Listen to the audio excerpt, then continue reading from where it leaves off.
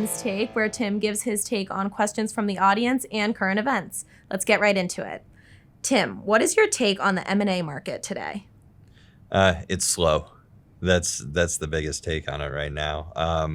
It's difficult. It's been slow for the past couple of years. Just you've seen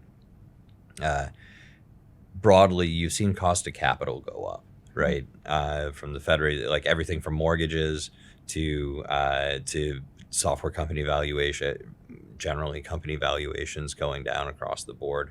It just basically means there's an increase in cost of capital. Mm-hmm. And when you have capital crunches like that, M&A activity tends to be affected, right? So oftentimes, particularly with acquisitions, you have to finance them. You got to figure out where that money is going to come from. If money's more expensive, then you're not going to have as many people who have an appetite to do that type of activity. And then you think about the companies who maybe are targets, and maybe they're getting real lowball offers, and they're saying this isn't worth my time to actually do the sale. It's just way too cheap. My company's worth more than that, right? And you see it in public market, right? Like particularly, obviously, we're in a software company. You see a lot of the revenue multiples, the valuation multiples dropping over the last couple of years for software companies, and that's the same thing in the VC markets, right? Public markets start coming down, the VC markets start coming down, and basically, what used to be, a 30x revenue valuation is now 15, right? And your best companies are getting 20, and then you've got, maybe a couple of darlings here and there that get really good multiples on it. But at the end of the day, it all is just a different version of saying cost of capital is very high. Mm-hmm. Got it. Yeah. And so what do legal teams need to do to prepare?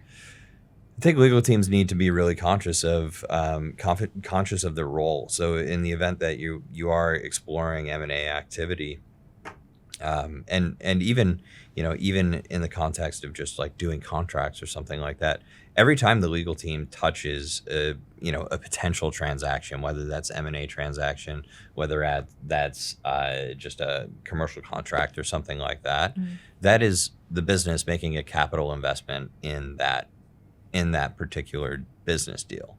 And if it doesn't close, that's a capital investment that's gone. Now, when you have a higher cost of capital, that's felt even more drastically. So you have to really focus on being able to be efficient, figure out like what are the drivers of that transaction and whether there's a deal to be done, and really just work as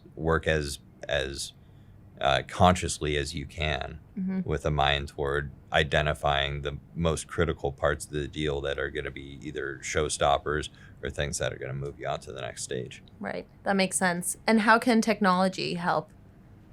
Technology helps because you obviously can look through, you think about it in the due diligence process, right? If you're able to know what's in the contracts of the company, then you have an easier opportunity to get down to the fidelity of the income streams. Like if it's an M&A transaction, you're going to buy a company, you look through their contracts to determine whether the health and fidelity of their income streams are going to be sustainable post close, and how does that impact the value of the transaction.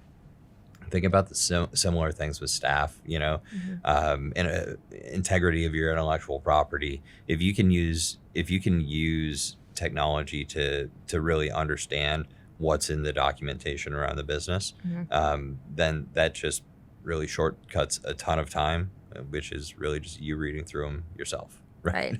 Yeah. Got it. Yeah, so it's and it also gives you data, right? If you're doing many different types of transactions, you can group like transactions together and say, this is sort of a standard that I look at. Like if the transaction meets these particular profiles or fits within these meets and bounds, then it's more likely to be a deal that's going to go through, and therefore more worthy of that capital investment. Thanks for listening to Tim's Take, and if you want to hear more from Tim, check out Cockpit Counsel.